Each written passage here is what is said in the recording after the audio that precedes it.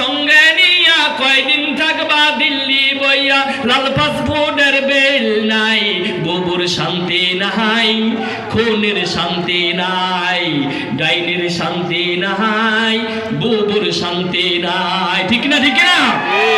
যারাই যুগে যুগে স্বৈরাচারে, যারাই আল্লাহর জমিনে, যারাই কোরআনের বিরুদ্ধে, ইসলামের বিরুদ্ধে, আলেম ওলামাদের বিরুদ্ধে যারাই কথা বলছে, আল্লাহ ছাড় দিয়েছেন পরিশেষে 2024 সালের 5 আগস্টের মধ্যে এমন ভাবে ধরেছেন, ইন্না বৎসর রাব্বিকাল শাদীদ, আল্লাহ এভাবে ধরেছেন বাংলার জমিন থেকে সেই স্বৈরাচারকে উৎখাত করে দিয়েছেন। ঠিক কিনা?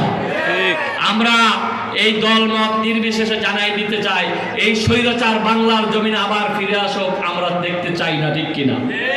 কি কারণ এই স্বৈরাচার বাংলার জমিনে এসে আবার কোরআনের বিরুদ্ধে, আবার ইসলামের বিরুদ্ধে, আবার আলেম ওলামাদের বিরুদ্ধে জালেমগারি করবে, আমরা তা দেখতে চাই না। ঠিক কিনা? এজন্য বন্ধুরা আমার, ভাইরা আমার, আমরা আল্লাহ পাককে ভয় করতে হবে। কাকে ভয় করতে হবে? আল্লাহ পাককে ভয় করতে হবে। আল্লাহ পাককে যারা ভয় করে তারা দুনিয়ায় শান্তি পাবে, পরকালে মুক্তি পাবে। এজন্য বন্ধুরা আমার, আল্লাহ পাককে যারা ভয় করে দুনিয়ায় শান্তি আর পরকালে মুক্তি পাওয়া যাবে। আমরা সকলে মিলে কাকে ভয় করব? সবাই কোন কাকে ভয় করব? আল্লাহ পাককে ভয় করলে জান্নাত দিবেন কয়টা? সবাই কোন কয়টা? ওয়ালিমান খাফা মাকাম রাব্বিহি জান্নাতান, আল্লাহ ওয়াদা করেছেন আমি আল্লাহ পাককে যারা ভয় করবে আমি আল্লাহ পাক জান্নাত দেব 2টা। আমরা দেখছি যারা আল্লাহ পাককে ভয় করছে তাদের দাম বাড়াই দিয়েছে, যারা কোরআনকে মাথায় নিয়ে বুকে নিয়ে কোরআনের তাফসীর করেছে তাদের দাম আল্লাহ পাক বাড়াই দিয়েছে।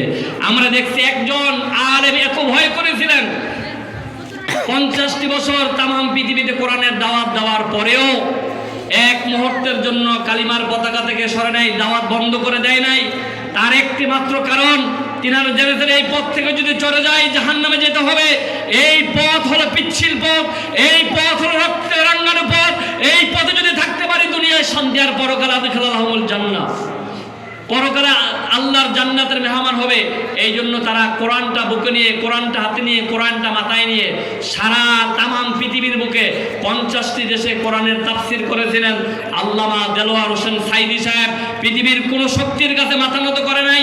পৃথিবীর শক্তি বলেছিল, স্বৈরাচার বলেছিল তুমি ক্ষমতা চাও ক্ষমতা দিব, গাড়ি চাও গাড়ি দিব, বাড়ি চাও বাড়ি দিব, সব দিব, তুমি ওই দল থেকে না দাওয়াতি না কাজ করে আমাদের সাথে চলে আসো। তখন বলা হয়েছিল যা পারবে তা তো দিবে, যেটা তোমাদের দ্বারা সম্ভব নয় সেটাও যদি দাও। তারপরেও কালিমার পতাকা, কালিমার দাওয়াত থেকে লা ইলাহা ইল্লাল্লাহ মুহাম্মাদুর রাসূলুল্লাহ, এই কালিমার দাওয়াত আমি এক মুহূর্তের জন্য বন্ধ করে দিব না। বলি আল্লাহু আকবার।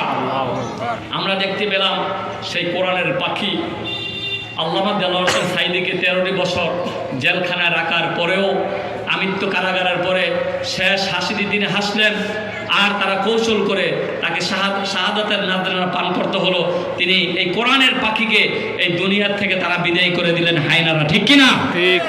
আর পরেও একটি মুহূর্তের জন্য তিনি নিজেকে নিজে বিলীন করে দেন নাই, নিজেকে নিজে অসমর্থ প্রকাশ করেন নাই। নিজেকে নিজে তিনি বলছেন যে আমি আল্লাহর পথে, কোরআনের পথে, ইসলামের পথে যদি আমার জীবনটা বিলীন করে দিতে পারি এই জীবন সার্থক হবে। কারণ আল্লাহ তো বলেছেন কুল ইন্না সলাতি ওয়া নুসুকি ওয়া মাহইয়ায়া ওয়া মামাতি লিল্লাহি রাব্বিল আলামিন, বলো নিশ্চয় আমার নামাজ, আমার হায়াত, আমার মত, আমার কুরবানি সব আল্লাহর জন্য। ওরা নিজের জীবনকে আল্লাহর জন্য সফর্দ করে দিয়েছে। আল্লাহ তাদের জন্য দুনিয়ার শান্তি এবং পরকালে মুক্তির ব্যবস্থা করে রেখেছে। বলে আল্লাহু আকবার।